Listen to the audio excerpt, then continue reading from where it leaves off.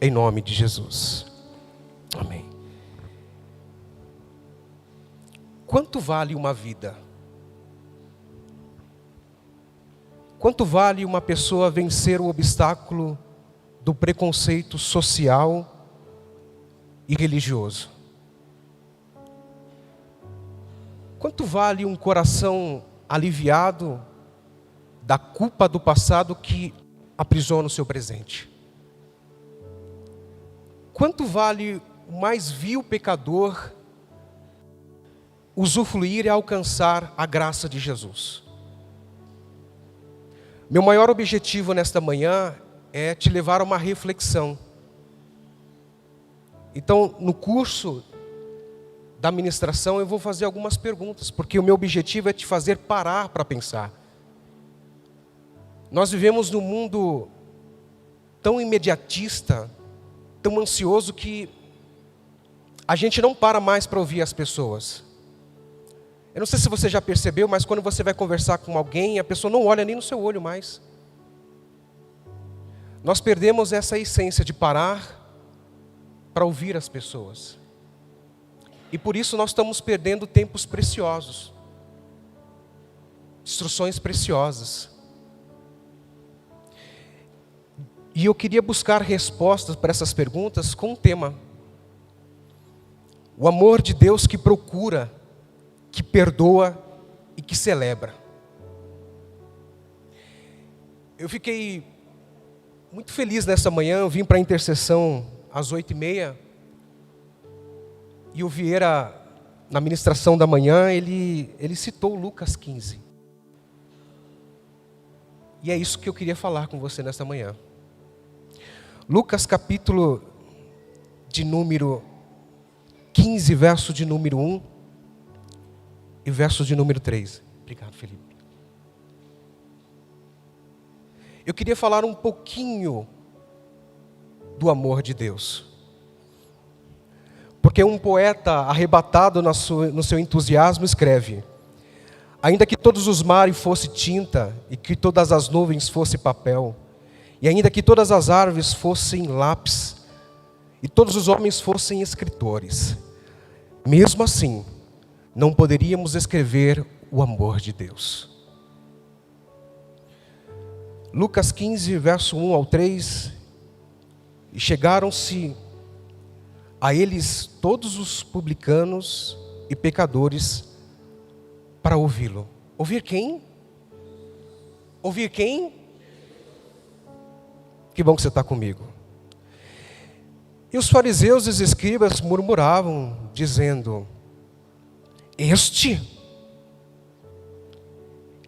Jesus? É este Jesus que vocês dizem que é o Messias, enviado de Deus? É este? É este Jesus que recebe pecadores, e não apenas recebe, mas come com eles?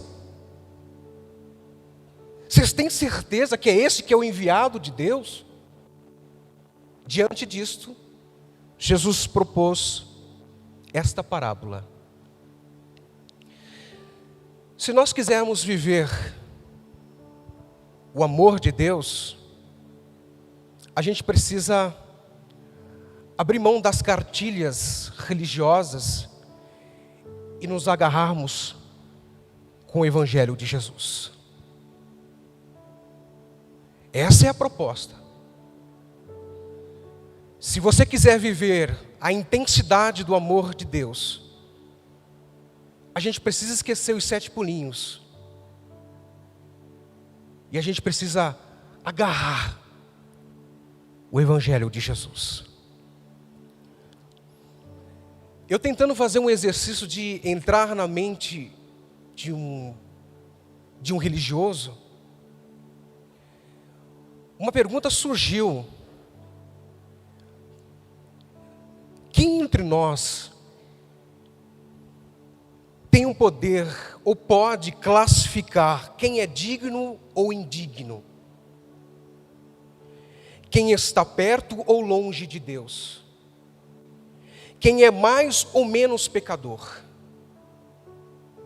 É esse exercício que eu tento fazer ao compreender o comportamento de um religioso? Quem pode?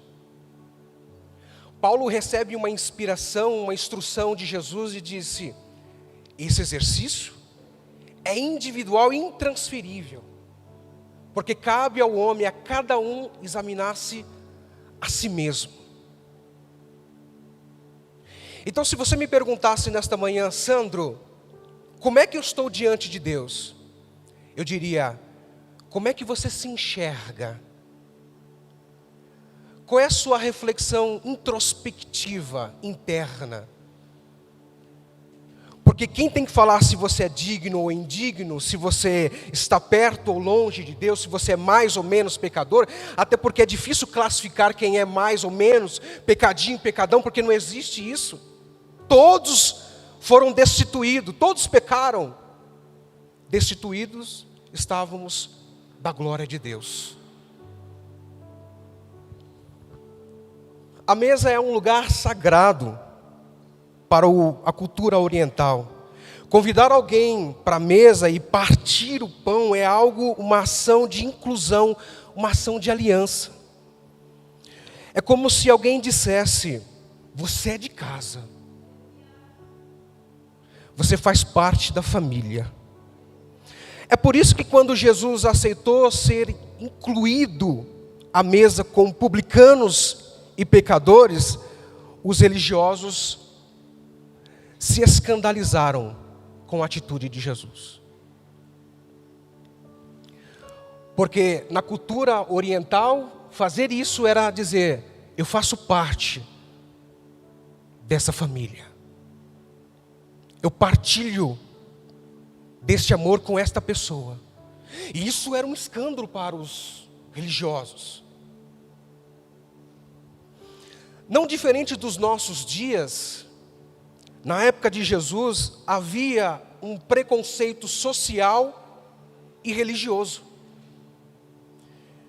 Preconceito esse que oprimia as pessoas e excluía da sua vida social e, por que não dizer, espiritual.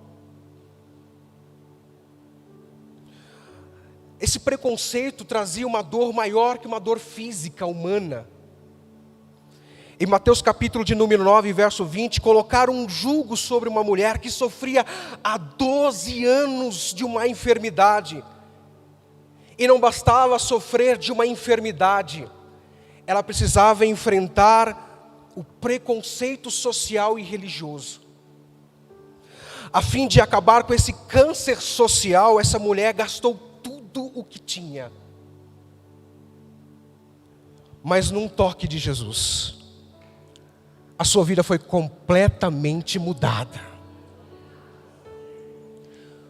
Um simples toque de Jesus, 12 anos de sofrimento foram esquecidos. Ficaram apenas marcas.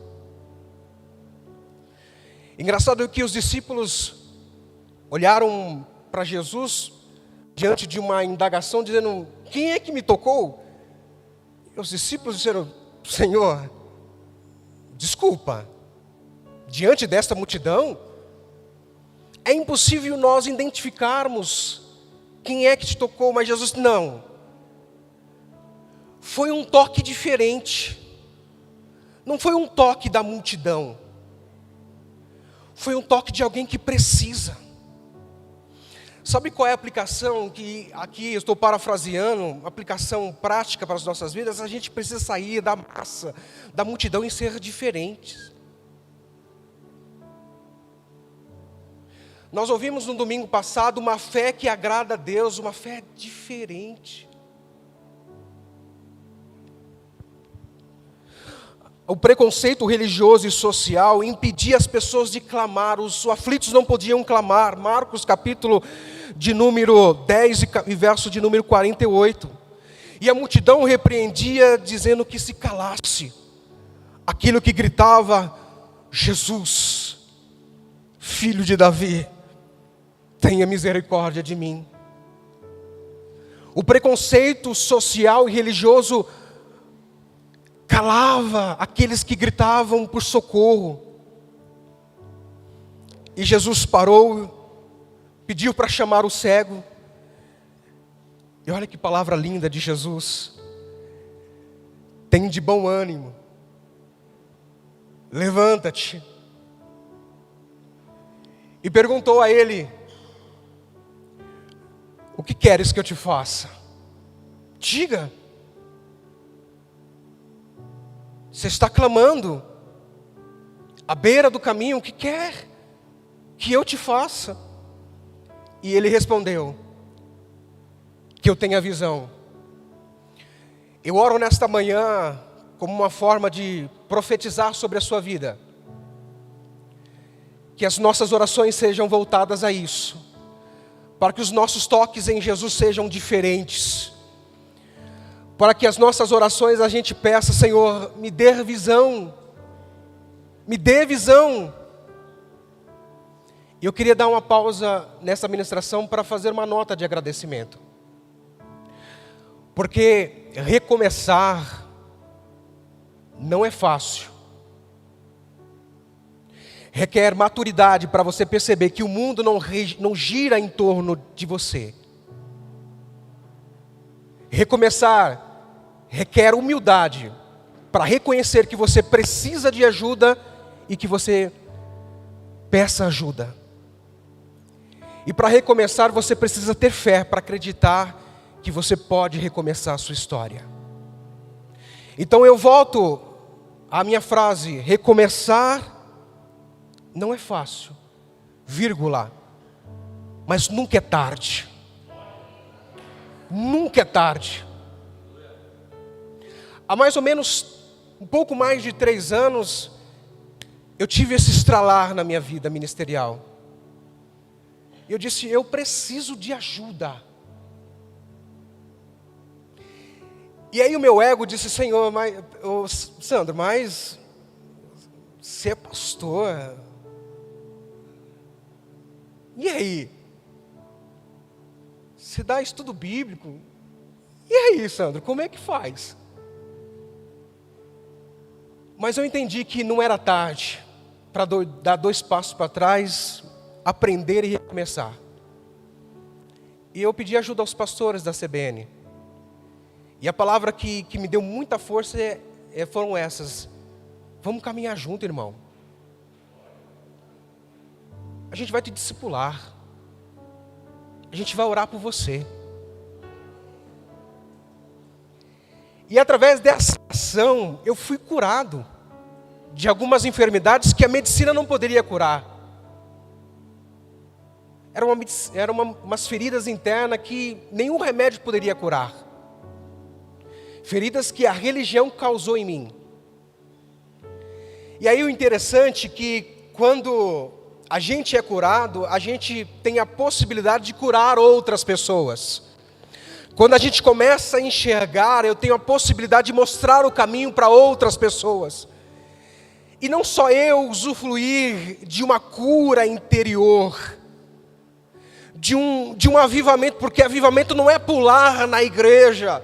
Avivamento não é fazer aviãozinho na igreja. E eu fui dessa época, às vezes eu lembro de algumas cenas de: Senhor, perdoa-me, Senhor. Não é isso. Avivamento é ter um encontro com Jesus.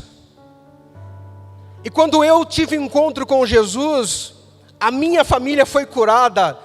Uma certa manhã eu estava lendo um artigo e eu tenho uma dificuldade de me ater a 2 assuntos ao mesmo tempo. Então, eu estava lendo um artigo e minha filha disse: pai, eu posso falar? Eu digo: peraí, eu parei aqui, deixa eu clicar aqui, parei aqui. Fala, filha.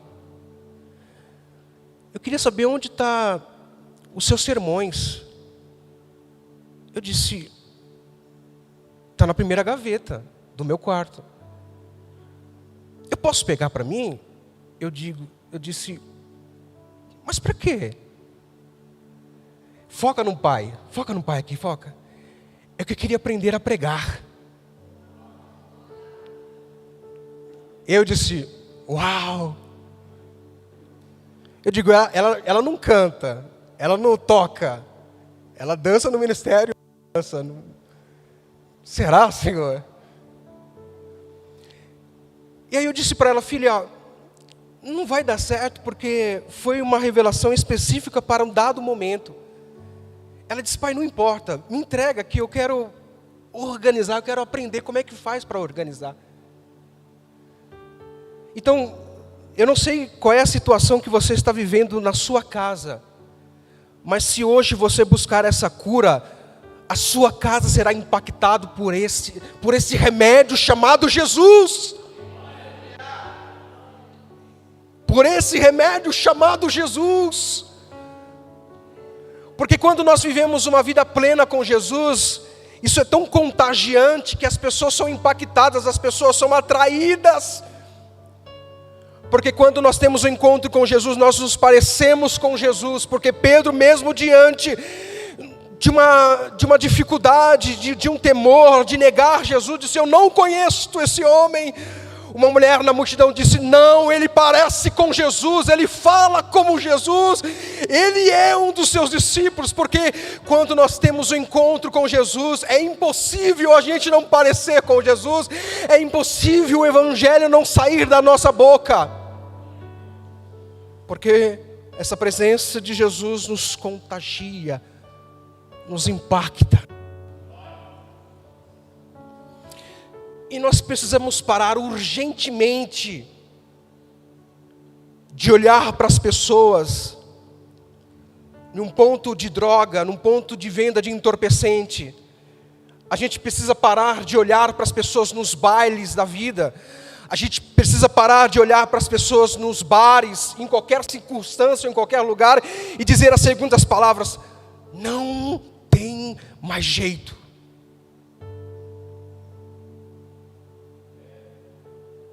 Vamos ser sinceros. Quantas vezes você olhou para essa sociedade assim: esse aí não tem mais jeito. Quando você for tomado por esse sintoma do preconceito social ou religioso, faça uma autorreflexão e pergunte a você mesmo: quem disse? Quem disse que não tem mais jeito? Quem disse para você? A sociedade? Os médicos? O sistema de segurança pública diz que não tem mais jeito? Quem disse? Diante dessa pergunta, você faça um exercício. Romanos capítulo de número 1, verso 16. Paulo diz: eu não me envergonho do evangelho de Cristo, porque ele é poder de Deus para salvar todos aqueles que crê. Primeiro os judeus e os gregos, ou seja, não se envergonhe, não perca tempos com críticas, com preconceitos. Bata no peito: eu não tenho vergonha de anunciar o evangelho quantas vezes for necessário para essa mesma pessoa. Porque o poder do evangelho é poder para salvar todos sem exceção. Aqueles que saíram do presídio, mas tornaram para a sua vida. Aqueles que estão à beira do caminho usando droga. Aqueles que estão perdidos nos vales da vida. Porque o evangelho é poder para salvar. Deixa eu compactar aqui a mensagem, porque senão... O que é que motivou Jesus a contar uma série de parábolas? Aí entra a arte do contexto.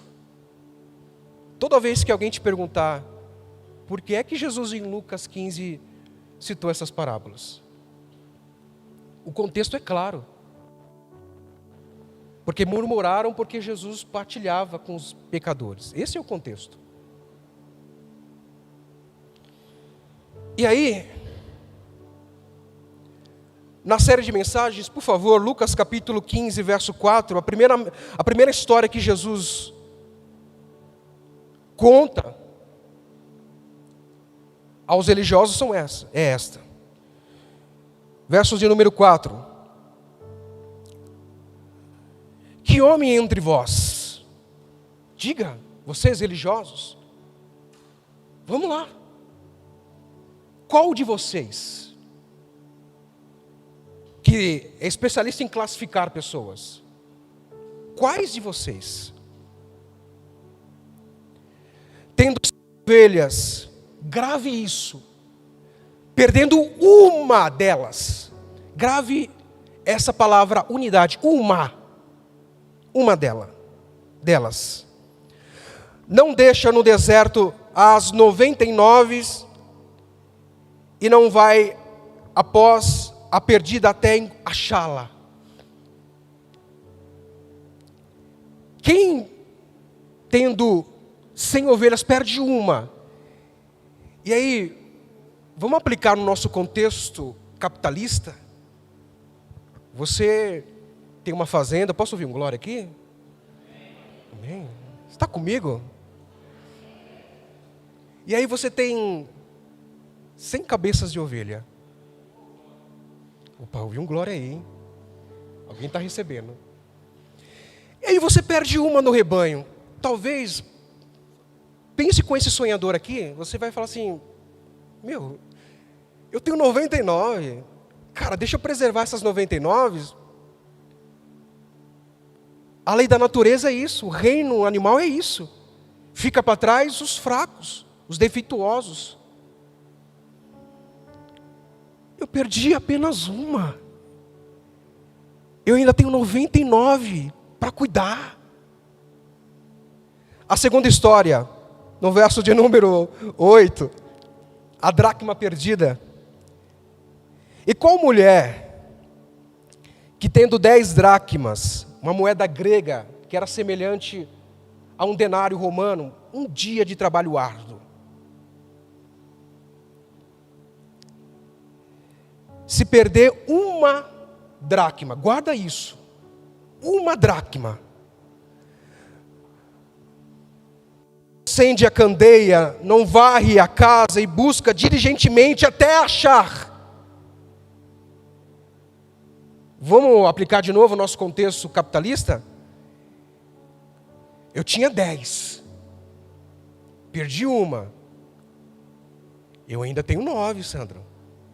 Tá bom, dá para virar o mês. Eu estou te enxertando no contexto, na mensagem, para a gente aplicar.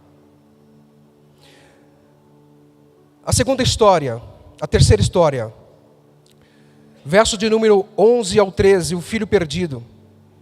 E havia certo homem que tinha 2 filhos, e o mais moço deles disse ao pai, pai, dá-me parte da fazenda que me pertence.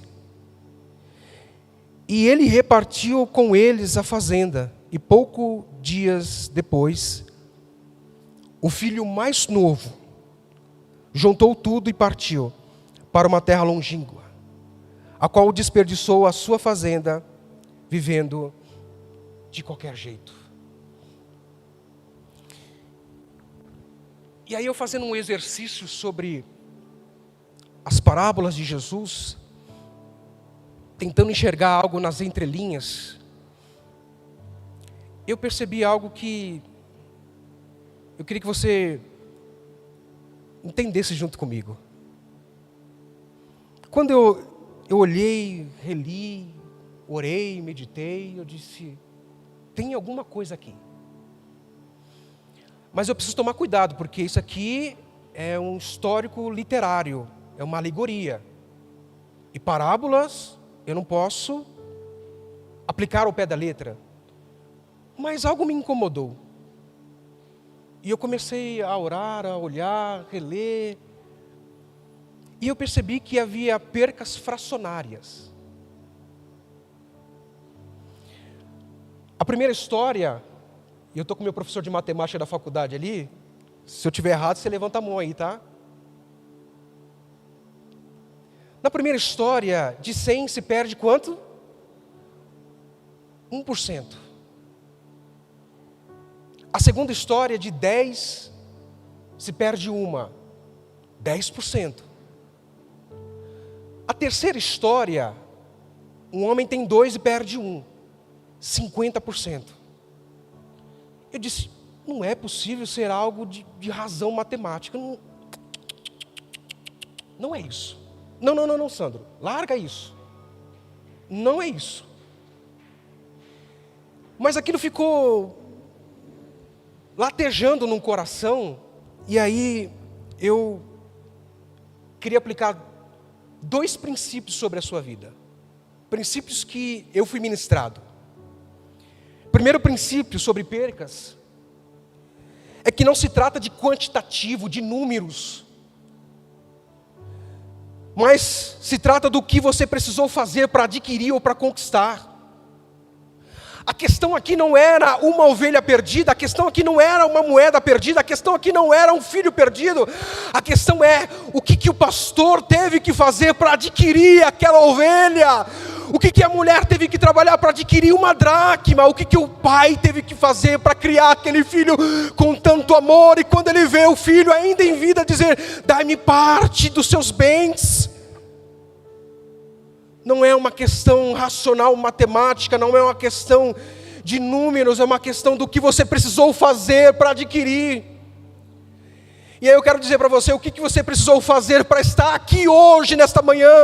O que você já passou? Qual é a sua história? O que você teve que investir para ganhar o seu marido para Jesus? Para ganhar os seus filhos para Jesus? Para ganhar a sua família para Jesus? Para restaurar a sua vida? O que é que você teve que fazer? Você não é um número, você é uma história na mão de Jesus.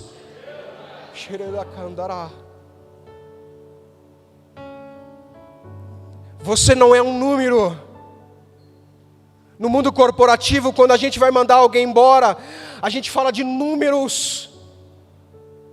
Manda 1000, manda 50. Não quero saber se está doente, se tem filhos. Números. A sociedade nos trata com números, mas Jesus não. Talvez você se sente excluída ou excluído porque você se acha como um número na sociedade. Você não é. Você não é apenas uma estatística, você é alguém para Jesus. E Ele conhece a sua história. Ele sabe o que você teve que fazer para chegar aqui. Ele sabe o quanto custou para você. Quantas noites chorando e orando por alguém. Ele sabe. E Ele está te fazendo lembrar nessa manhã, você não é um número, você é alguém especial para mim. Eu sei da sua dor, eu sei da sua história. Segundo, nós não levamos em conta as pequenas percas da vida. Mas existe um alerta aqui para você. Essas percas estão se somando. E você vai perceber que essas percas vão se tornar uma perca grande. Hoje você perde 1%. Amanhã você perde 10% e você diz, está tudo bem. E depois de amanhã você perde 50% e você está perdendo dia após dia. O maior objetivo da minha reflexão nesta manhã é dizer assim, pare. Reveja valores do reino de Deus sobre a sua vida, e não apenas sobre a sua vida, sobre a vida da sua família. Porque hoje você não tem 1 hora para falar com seu filho. Hoje você não tem tempo para almoçar com a sua família. Hoje você não tem tempo para passear com seus filhos, para viver, para dizer o quanto você o ama. Hoje você não tem mais tempo para se relacionar. Hoje você não tem mais tempo para olhar nos olhos das pessoas. Você está perdendo dia a dia princípios, valores imensuráveis. Vai chegar um tempo que você vai olhar o seu saldo e você não vai encontrar um saldo sequer. Está na hora de a gente parar e começar a contabilizar as percas das nossas vidas e dizer, Jesus, me ensine a recuperar princípios do reino de Deus sobre a minha vida. Que tal você atender um convite hoje, saindo daqui, prepare um almoço, sente todo mundo na mesa, desligue o celular, desligue a televisão e diga, pegue um na mão do outro e dizer, vamos Vamos orar. Faça isso. Sandra, não vai dar tempo, vai no Outback, vai em qualquer lugar, mesmo assim, pegue na mão dele e diga: como é bom estar com vocês. Está na hora de a gente começar a resgatar valores do Evangelho sobre as nossas vidas. E eu estou finalizando. O amor de Deus é o amor que procura, é o amor que perdoa, é o amor que celebra. Lucas capítulo de número 15, versos 5 ao 7. E achando-a pôs sobre os ombros, cheio de júbilo, chegando em sua casa, convidou os amigos e vizinhos, dizendo: alegrai-vos comigo, porque eu achei a minha ovelha perdida. Disse-lhe ainda: haverá alegria no céu quando um pecador se arrepender, mais do que por 99 justo que não se acha necessário se arrepender. O amor de Deus, ele procura. O amor de Deus, ele perdoa. O amor de Deus celebra. Versos de número 9 e 10. E achando-a, convocou as amigas e vizinhas e disse: alegrai-vos comigo, porque eu achei a dracma perdida. Assim vos digo que há alegria diante dos anjos quando um pecador se arrepende. Quando um pecador se arrepende. Verso de número 22 ao 24. Mas o pai disse aos seus servos: traga depressa a melhor roupa, visto, coloque um anel em suas mãos, uma sandália nos seus pés, traga um bezerro cevado, mate-o, comamos e nos alegramos, porque o meu filho estava morto, mas reviveu. Aquele que tinha perdido foi achado, e começaram a celebrar com alegria a volta do filho perdido. Ministério de louvor, por favor. Quanto vale uma vida?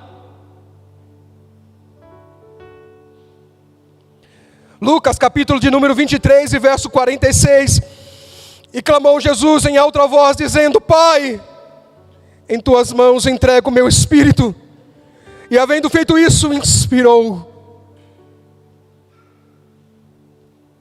Quanto vale um coração alegre por achar o perdão de Deus? Lucas capítulo 19, verso 8 ao 9. Levanta-te, Zaqueu, disse ao Senhor: Senhor, eis que dou aos pobres metade dos meus bens.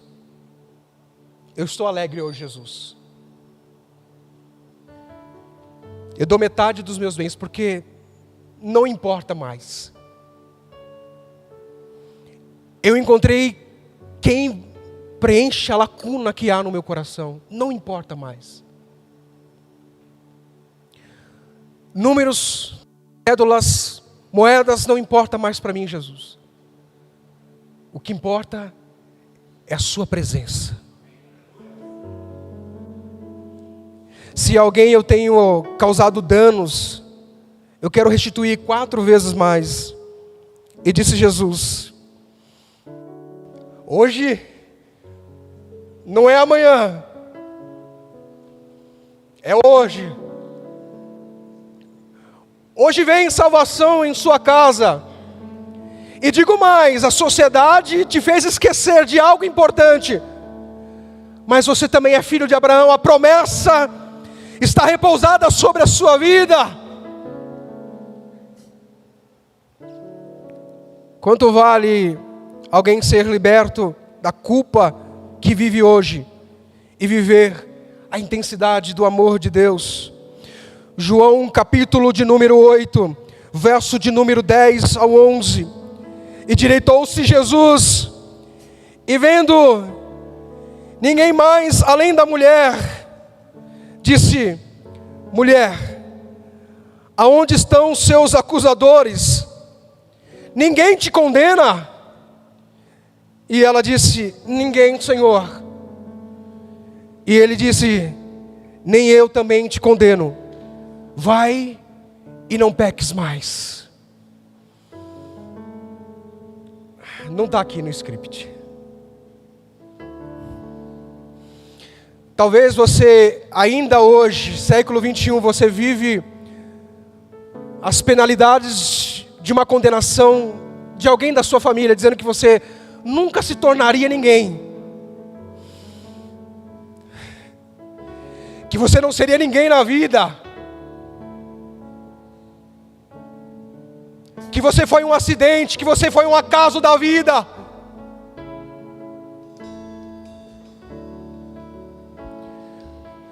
Romanos capítulo de número 8 diz que não há uma condenação sequer para aqueles que estão em Cristo. Eu quero dizer algo especial: se você tem Cristo na sua vida, não existe condenação familiar, não existe palavras proferidas a você que te condenem, porque nós estamos em Cristo Jesus, nós somos nova criatura, e hoje nós vivemos do Espírito Santo, não sobre a carne, não sobre a lei do pecado, não, nós vivemos hoje a lei da justiça de Jesus. Então aniquilo em nome de Jesus, aniquilo através do poder da palavra, que nenhuma condenação familiar, profissional, seja qualquer área da sua vida, nada vai te impedir de fluir na presença de Jesus.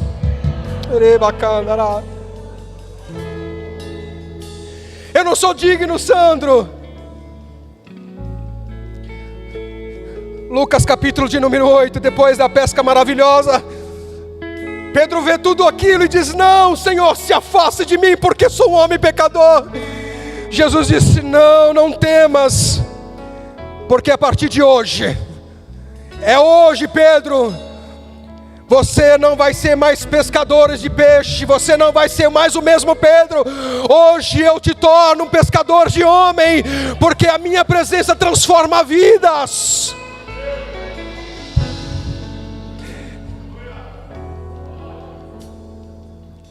Eu vou terminar. Que amor é esse? Que graça incalculável, que não tem interesse, não quer nada em troca. A tua vontade é boa, perfeita e agradável para mim. Eu quero conhecer, ouvir os teus segredos. Não importa o preço que eu tenho aqui, não importa o preço que me lace por inteiro. Eu sei que nos teus braços existe um espaço para mim. Um espaço para mim. Que amor é esse? Que graça incalculável. Eu sei que existe um espaço para mim em Jesus. Estéreo de louvor.